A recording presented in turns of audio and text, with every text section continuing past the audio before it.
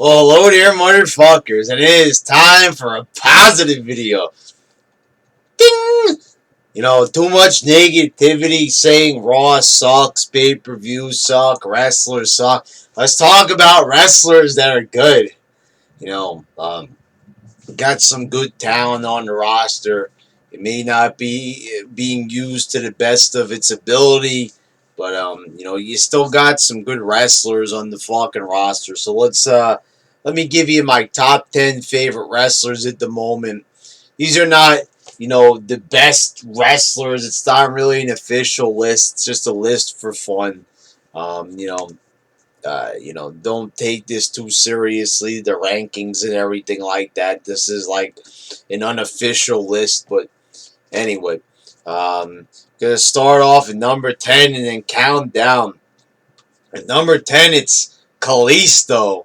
I was gonna put New Day because they've been entertaining me as of late a little bit, but I went with Kalisto because every time I see this guy in the ring, I think that this could be the next Rey Mysterio. In fact, he's doing moves better than Mysterio. Mysterio couldn't even do half the shit that Kalisto does.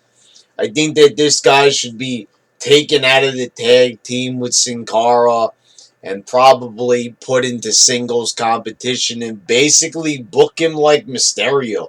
Just have him wrestle, other guys and just have good matches. That's basically it. Put him in the ring against Seth Rollins, give him like a title match, make him like he almost beats him. I can see it now. Like, oh, he goes for a Hurricane roll up and kicks out at two. He almost won the title. People would notice Kalisto, and he could manage to get to the top. So just an idea there, but he's a good wrestler, and I like him.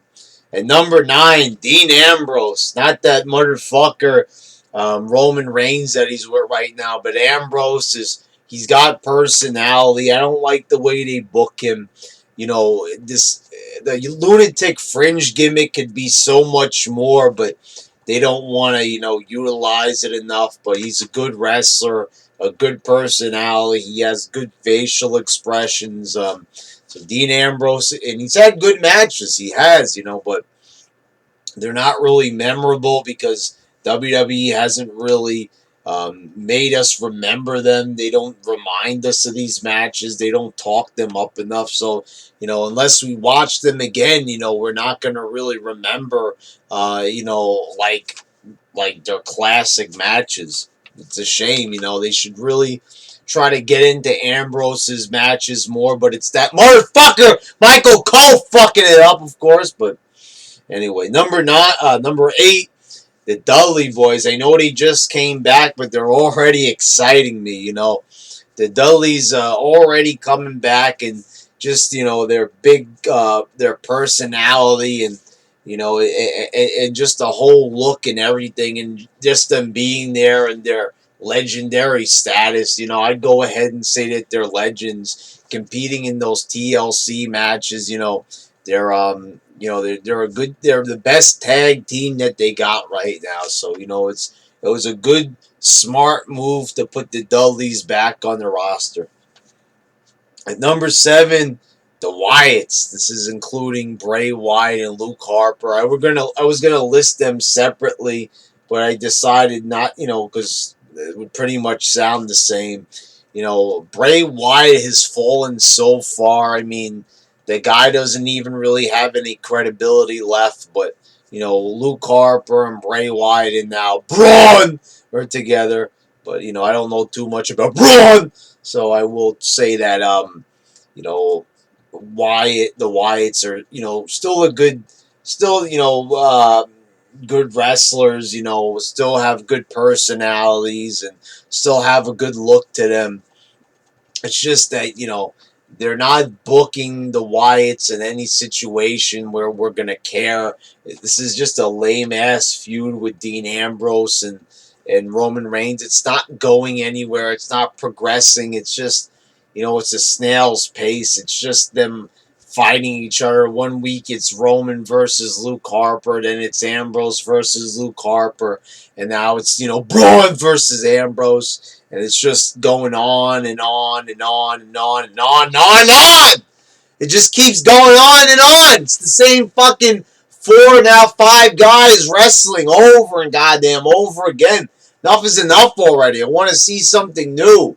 We're seeing the same fucking shit. I want to see new shit, not fucking old shit repeated over and over. As I said, we already saw this with the Wyatts versus the Shield. This is just a watered down version of it.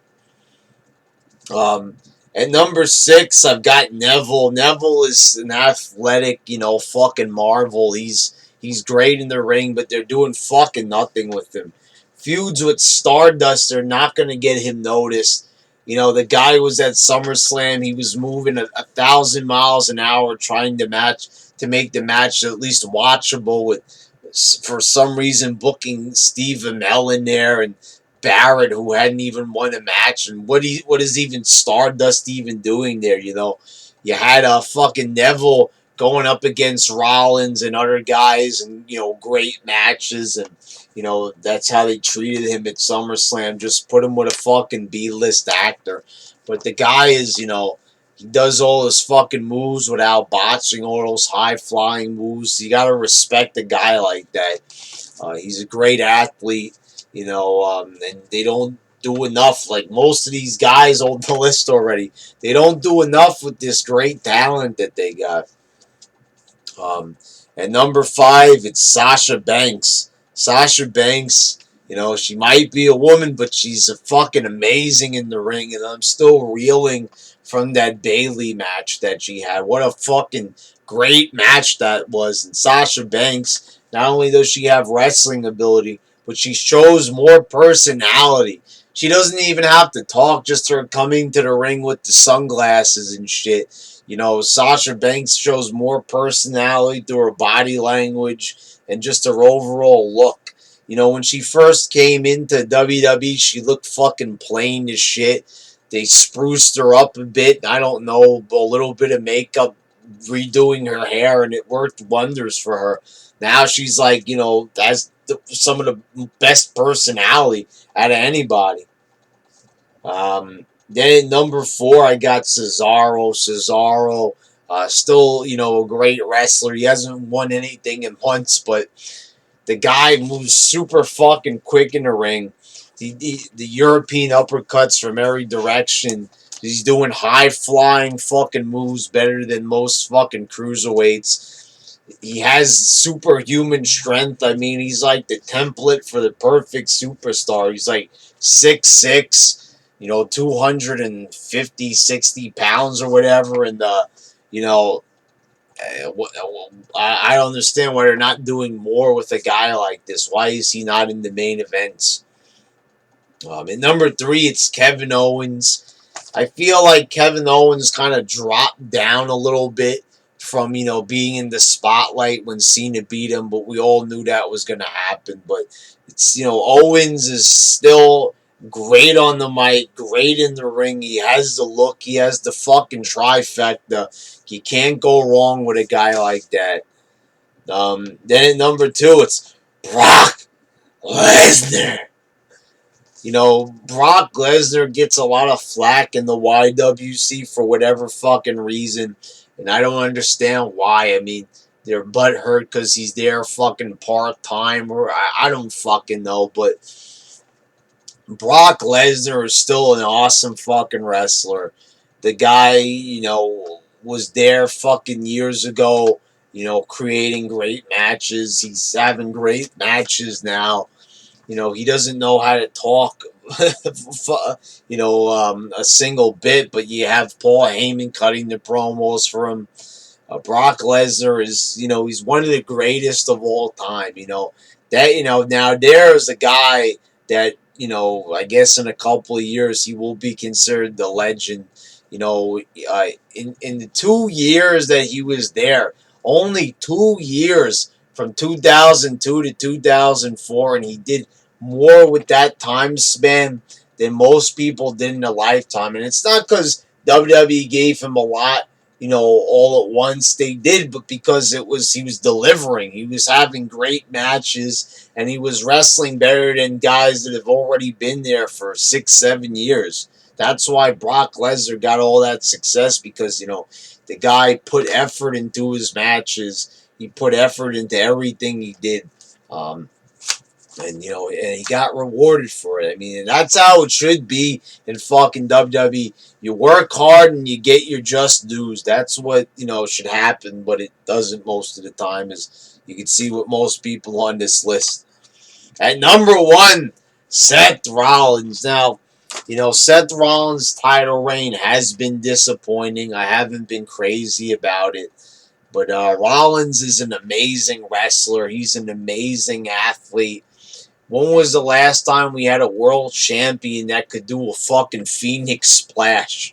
We're actually kind of lucky to have a champion like this. The only problem is that they're booking him like shit.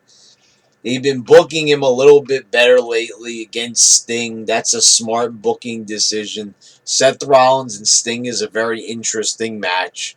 But, Rollins is fucking great on the mic. He's great in the ring. And he's not the smallest guy either, which makes Seth Rollins pretty good. I don't know about taking J&J security away from him, if that was the best way to go, but maybe they'll be back eventually. But I thought that as Stone Cold once put it, it was a good way to go, to present Seth Rollins. It was a huge part of his presentation. But anyway, Rollins on the mic and everything is fucking phenomenal. So, definitely with Daniel Bryan out, that's my top favorite guy here. He's pretty much the total package of what you'd want as a world champion. Um, and there you go. There's my top 10 fucking favorite wrestlers at the moment. Daniel Bryan wasn't on it because he's injured, and some other guys like Chris Jericho are not even on TV, so I ain't even gonna put them on there before you ask. And NXT is NXT, so we're not mentioning those people either. So there you go. There's my list, motherfuckers. All right.